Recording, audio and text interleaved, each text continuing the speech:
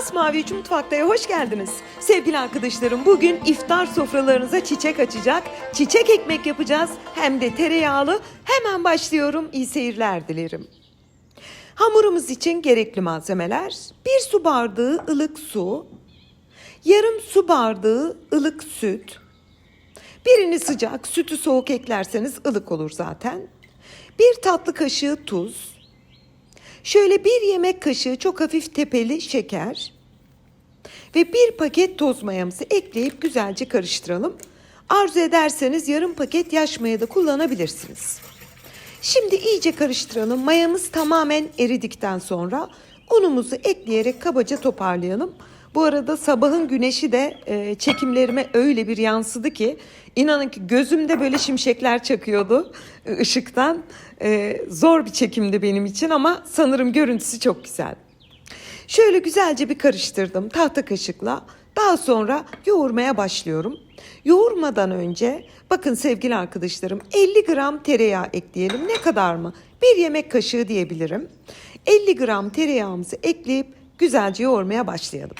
İlk başta hamur elinizin altında çok cıvık olabilir. Bende tam 4 su bardağı un tam denk düştü. İlk önce bir yoğurun. Daha sonra böyle kıvamını alıp çok güzel bir ekmek hamuru olacak. Bakın sevgili arkadaşlarım, 4 su bardağı unla bu kadar güzel bir hamurumuz oldu. Ama siz yine de dikkatli ekleyin, hamurunuz sert olmasın. Şöyle bir kıvamını size göstereyim. Elimi bir yıkadım, geldim. Bakın çok güzel sünen elastik bir hamurumuz var. Yine onu ortaya doğru katlıyoruz. Hani içinde hava kalsın ki güzel mayalansın diye. Katlayıp o alt kısmını da kapatalım ve kasemize tekrar bırakıp mayalanmaya bırakalım.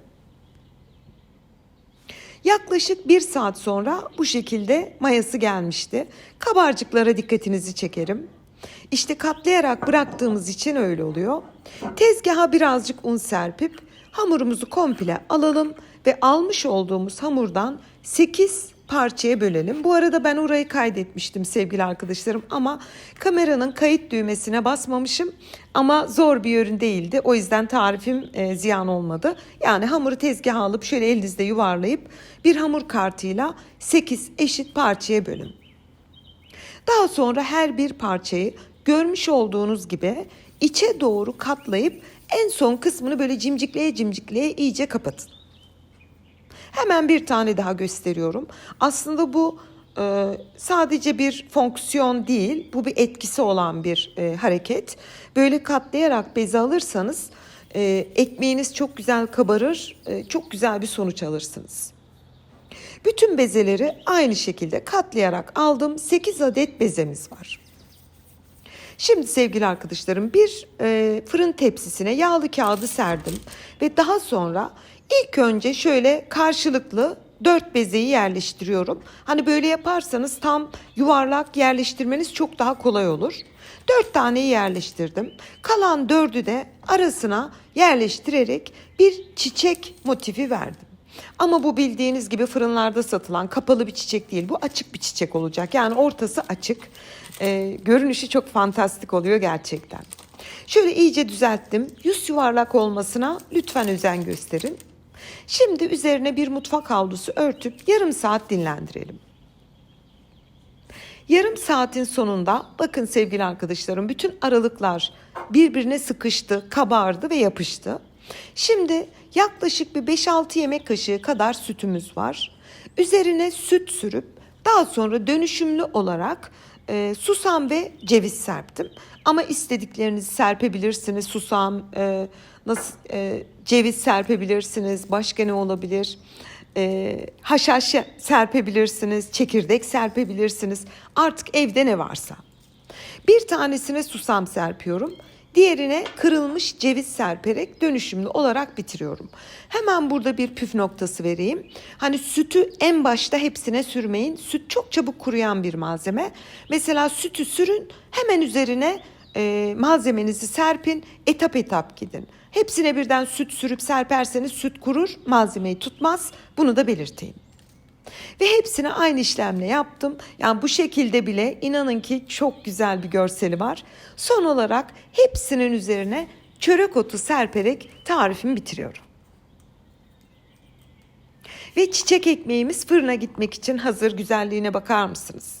Önceden ısınmış alt üst ayar 200 derece fırında yaklaşık 40-45 dakika pişmeye gönderdim.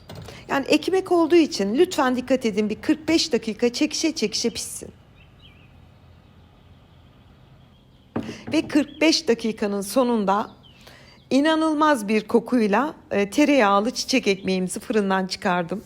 Bakın sevgili arkadaşlarım, ne kadar güzel kabardı. Görünüşü çok orijinal. Yani inanılmaz güzel bir ekmek tarifidir. Ramazan'da da biliyorsunuz sizlere çok farklı ekmek tarifleri veriyorum. Çünkü iftar, sahur ekmeksiz olmaz doğal olarak. Şöyle bir kenarlarını, altlarını boşa çıkardım. Hani ekmek yapışmışsa diye. Süt yapıştırır çünkü. Daha sonra bir tele transfer ettim. Altı nemlenmemesi için ve ekmeğimiz sunum için hazır. Sizlere şöyle bir gösteriyorum ve ekmeğimin yanına tereyağı servis ediyorum. Geçenlerde bir videomda böyle bir tereyağı servisi göstermiştim sizlere. Fakat o kadar yorum aldım ki o aparatı nereden bulabiliriz diye. Bu özel bir aparat değil. Buna da bu konuya da bu videomda değineyim. Bu bildiğimiz sarımsak sıkacağı. Onun içerisine tereyağı ekliyoruz. Daha sonra sıkıyoruz. Bıçakla da şöyle üzerini kesip bu şekilde porsiyonluk tereyağlarımız hem şık bir görünüm oluyor hem de çok güzel oluyor. Ve hemen doku testine geçiyorum. Sevgili arkadaşlarım, size şunu söyleyeyim. Tarifi yapınca bana lütfen yorum olarak bildirin. Diyorum ki böyle bir yumuşaklık yok. Yani bu ekmek kendini pandispanya sandı. Şimdi iç dokusunu da göreceksiniz. Bakar mısınız? Henüz fırından çıkaralı 10-15 dakika oldu. Yani henüz daha çok kaynar bir ekmek. Ama ben yine de doku testini uyguladım. Yumuşaklığına dikkatinizi çekerim. Yani çok güzel bir tariftir sevgili arkadaşlarım. İçine eklemiş olduğumuz o bir yemek kaşığı tereyağı öyle bir etki yapıyor ki hem lezzetinde hem dokusunda hem kıvamında. Mutlaka denemenizi isterim. Bir de iftar sofranıza bunu lütfen parçalayarak getirmeyin. Bu çiçeği yapın, bir tahtanın üzerinde bu şekilde getirin. İç dokusuna bakar mısınız? Bildiğimiz kek gibi, pandispanya gibi. Bir tahtanın üzerinde servis ederseniz ev fertleriniz veya misafirleriniz kendi kopararak alsın. Çok daha orijinal bir görüntü olur.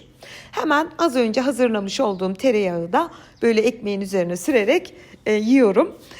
Sevgili arkadaşlarım, şimdiden deneyecek olan herkese afiyet, bal, şifa olsun diyorum. Hepinize hayırlı Ramazanlar, hayırlı iftarlar diliyorum. Yeni tariflerimde görüşmek ümidiyle. Hoşça kalın.